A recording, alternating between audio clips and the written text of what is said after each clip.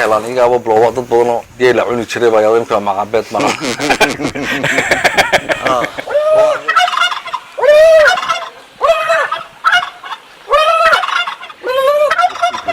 wixii xukuumadda aad ka codsan lahayd iyo dadka adiga kula mid ah qurba joogga wixii fariinada halkan ugu gudbinaysa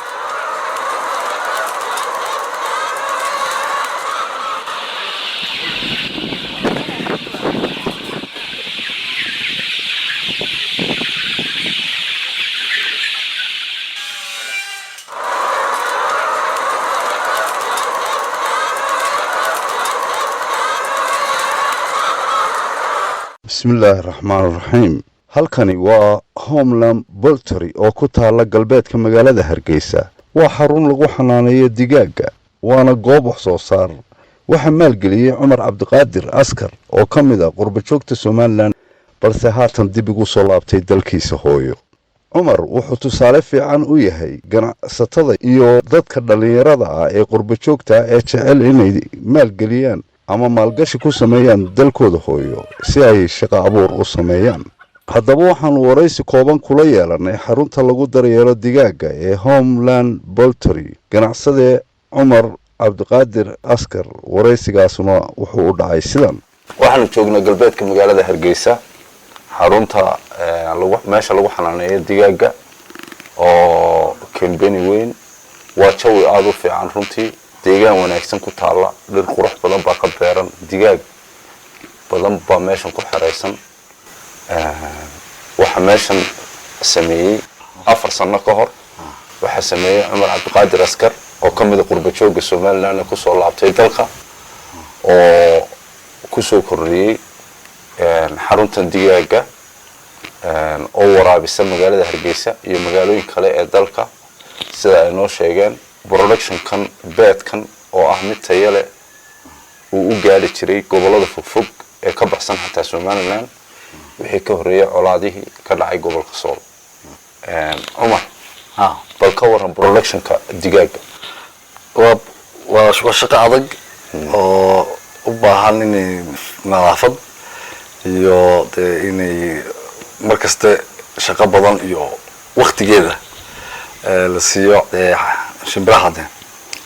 cuntadooda markasta goor sax marka lambada loo shidaa habeenkii markii yaryar yihiina waqtiga gaaban haduna wala sii dheeraya waqtiga iftiin helayaan marka sii weynaadaan haduna horta beedku wuu yaraanaya waqtiga ku horeysay yar yihiin wax sida macaash ma cunto iyo raashin iyo kharash ba ka baxaya laakiin 4-5 bilood ka bacdi ay beed yar soo baxayaan oo runtii suuqu jeclaan laakiin in yar ka bacdi beedkii waa weynaanaya haduna production ba helisa marka suuq uu jira laakiin suuqii markuu yaraaday ay beedkii oo dhan ku soo dhigmadeen magaalada marka kharashkii iyo faa'iidadii iyo tartankii waa batay faa'iidina uu yaraaday laakiin production ka beedkeen oo noo sheegtay inuu gobolada kala gaari jiray iminka laakiin oo la xiisaynayo beedkii dibadda soo lama joojin oo ma la joojin beedka dibadda markasta uu imaadaa isagoo jaban isagoo gaboobay oo isku tayahayn ayuu suuqa markasta xumaya marka in dawladdu wax ka qabato oo la caawiso oo dana ka joojiso tayada eegtada beedkan ayaan jeclaan lahayn marka aad u adkaatay imika laakiin hadda customer leedahay waa iska noolaan kartaa hadda ilaalisid ma sha Allah markii hore waxaad noo sheegtay digaaga wax yar ku bilowdeen meesha imika ma sha Allah waxaan soo aragnay digaag fara badan oo kala nooca qaar xitaa Turkish aad noogu sheegtay baad keentay oo weyn Turkish booladii la moodo qof maxay ahay Turkiga waa nin dhaqa xagan oo ku Mareykan la ku cuno Thanksgiving ka oo Turkey la yado Turkigaasna uu hilib fiican yahay laakiin waska muunadun baa haydo haddaa la dhaqay kuwaasoo suuqa la gelinayo way hilib fiican yihiin marka laakiin kuwan kale waa brown chicken ay tahay oo waxaa laga soo qaadaa dad sida dee waxaa la yidhahdaa marka geedaha waxaa la yidhahdaa dee nursery oo kale de macnaa nursery oo kale iyagoo yala daa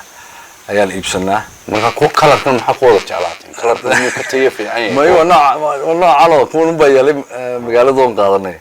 wasku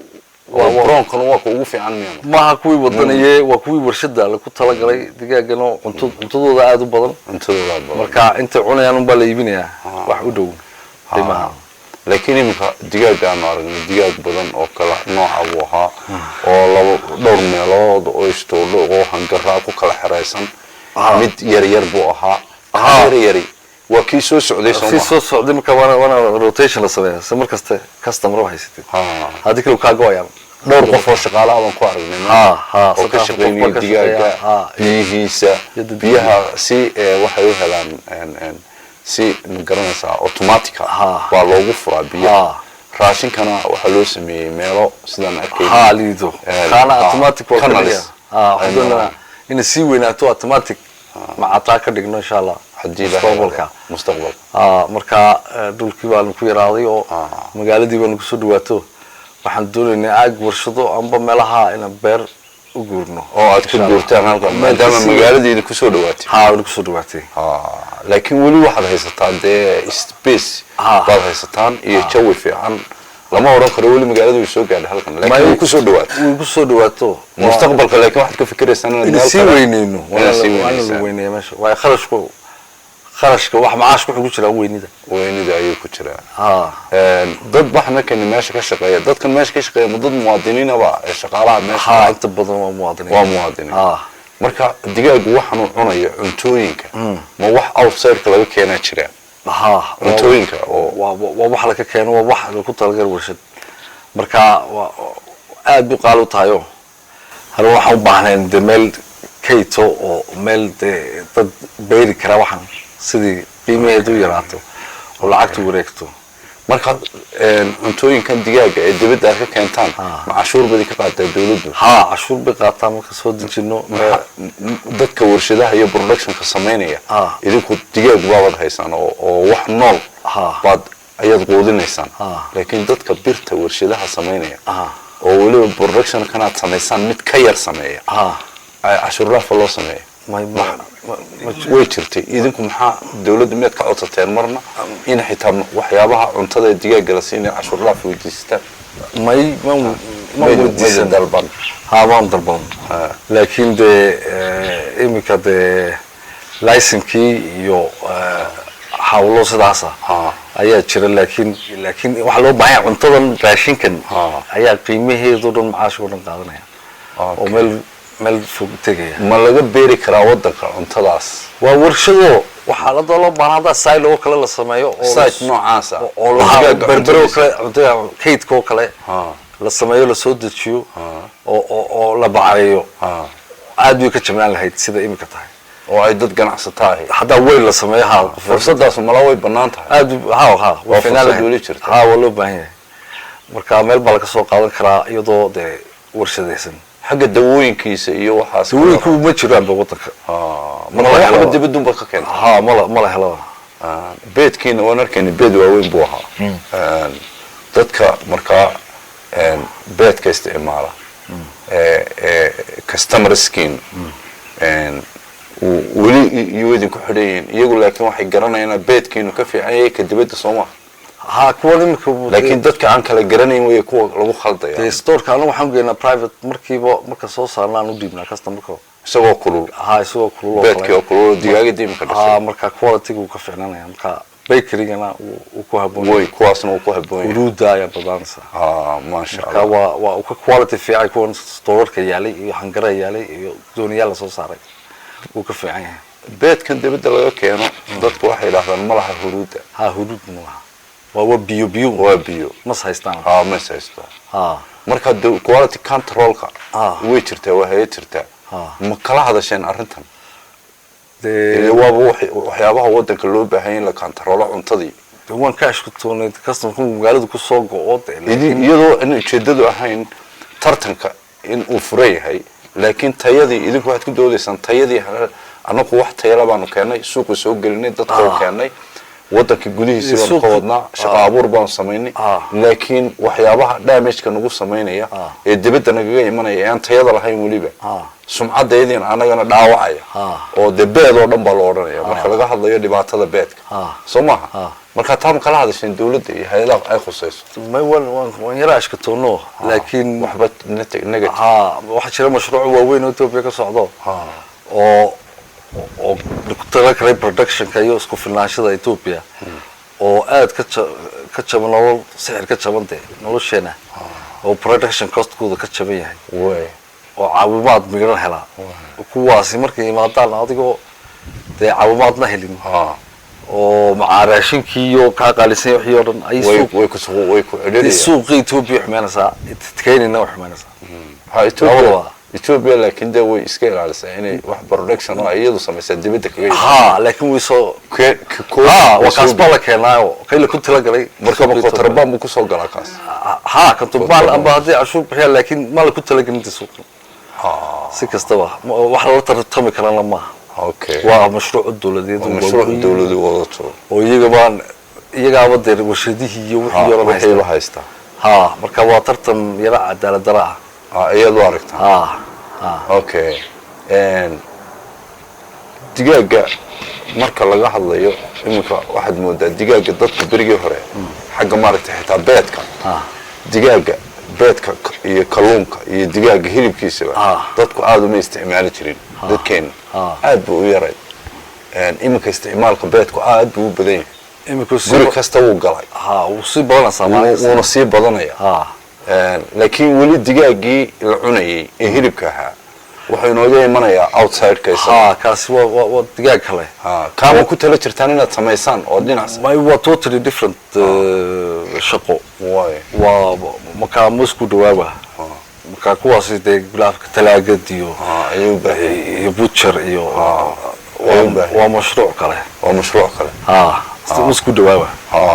laakiin waa cunto fiican oo talaagadna u baahanayno jabano protein miirano keedin kartid haddii halkan ugu samayn lahaa beedka maca ayaan ujeedaa waa khafiif baa loo isticmaali karaa hudheel kasta iminka beanski iyo harakoogii maca beed baa markasta keegii iyo wixii production kana way bateen iyo bakery-gana marka beedka dadka sidiisa u cunaan intay way kariyaan aroortii laba xabo cuno qofka markuu biyo yaroo kale ku karsado waana wax jaban barayskii quraac dhande sooma marka waa nolol dhan hadduu qofku laba midho roodhiyo isla helo laba midho beeda yani taas sax aad bay fiican tahay dibadda wax kale ma cunaan wadamahan Korea Asiaadka digaag iyo beed waxaan ahayn ayaa noloshooda marka wax dhaqso soo koraya oo u fiican dhaqaalaha digaagana inaga imika xaruntiina ku aragnay meesha digaaga lagu xanaanayo waa qaybtan productionka isaga hilib looma isticmaalayo hilibku waa mid gaar oo kan waa kii hen layers way dhigaan beedkun bay dhigaan hilibna ma laha ma lagu talagelin laakiin waan bixinaa markay dhamaystaan markay xanta dhamaystaan ayaan sadaq ahaan u bixinaa ama dadka doonaya beed soo koro waa productionkiisa ayaa yaraanaya markaa uu yaraaday xanta ka yaraato outside marka waa sadaqaan siina sadaqo mid kale markaa waxa lagu bedelaa ku yareelaa aadna tusaysay oo kale oo soo kacay kuwa soo kacay kharash baa ayaa ku taagnaanaya ilaa inta uu imisaad hayseen aad meesha gaarka ku haysaan ee hoolka weyne gaarka saddex bilood meelahaas oo kala ma goormay dhalayaan ay dhalayaan laakiin laba bilood iyo balbi saddex bilood bay ku dhalayaan saddex bilood oo kale shan bilood shan bilood bay bilaabayaan every day way dhalayaan 80% bay dhalaan kuwan intii kan wadaniga uu dhalo bla 10-20% marka waxa noqonaysaa hadii 80% waxa weeyaan de 60 maalmood keenan caadigana wuxuu dhalayaa bilaa 3-4 maalmood bishii marka aad bay ka badan yihiin productionkiisa kana badan laakiin cuntadiisa aad ka badan laakiin cuntadiisa iyo kharashkiisa aad hawshiisa badan Cumar Cabdiqaadir Askar wax badan baad noo sheegtay iminka waxaan jeclaan lahayn inaad fursadan aanu ku siinay adigoo uga faa'iidaysanaya wixii xukuumadda aad ka codsan lahayd si ganacsigaaga iyo productionkaaga u sii socdo carqalada ku haysta wixii fariinaad halkan ugu gudbinayso iyo dadka adiga kula mid ah qurba jooga ee weli dibadda jooga ee waddanka aan aaminsanayn kuwa fariintaad u diri lahayd iyo customerkaaga iyo kuwa doonayso inay kugu soo xidhmaan ee beedkii iyo wixii ay maaragtay productionka kuwaana fariintaad u dirayso ee aad kaga duwan tihiin beedka outside-ka ka imanaya horta waxaan ku bilowgi lahaa qurba jooga waxaan talin lahaa research sameeya waddankiina invest galaya laakiin iskaashate si waxa ka maqan qofka kale ayaa la saawin karaa marka iminka packaging oo kale nidaamka kartoomo oo kale meelo badan baa la isla caawin karaa marka in iyagu tashadaan waa karatuuntan lagu gurayo beedka hal shirkad unbaa jira iminka geeska oo dhan laakiin geeska oo dhan hal shirkad keliya laakiin taasun ma aha waa la saawin karaayo wax uu ka weyn baa la samayn karaa iminka beedka xumoo kale vinegar baa laga samayn karaa product ayaa vinegar baa laga samayn karaa maxaad ula jeedaa bahalka yar khalka khalka laga samayn karaa khalka laga samayn karaa beedka kale marka markasta ma khasaaraysid dee haddaa fikiro cusub keentid kaalayo investigayo oo dawladana iskaashi sameeyo dawladana hadina ka caawiso xagga dawladda tayada iyo tartanka iyo sida horumarin u sameyn lahayd ganacsiga yar وفعلا way ku waaweyn un baa la danayaa laakiin ganacsiga yar ka dhaxayn kuwaas ma ka warhayo kuwa dhaqaalaha uu ka kobcana waa kuwaas marka waxa ka fiican de quality-ga iyo tayada adigu sameeyay sida lacagteena in wareegto dadkana shaqo helaan bravo alayk dadka customer-ka ah ee beedkiina qaata ku qanacsan iyo kuwa kale doonayso inay idin yimaadaan customer-kiina ka soo mid noqdaan markaad u sharaxayso maxaad kula talinahayd iyaga maxaad ugu baaqaysaa anigu markasta waan tusnaayo way tijaabiyaan way ka helaan iyaaba blooba dad badan oo geela cuni jiray baa yaabinka macabeed waa adeeday libgeelkii iska daayay ma iska deerin kanun bi ku dareen ay ku dareen marka tayada ayaa protein badan buu helayaa tayada ayaa sheegaysa waa gatay marka waa soo dhaweynaa qof kasta ka iibsanaya iyo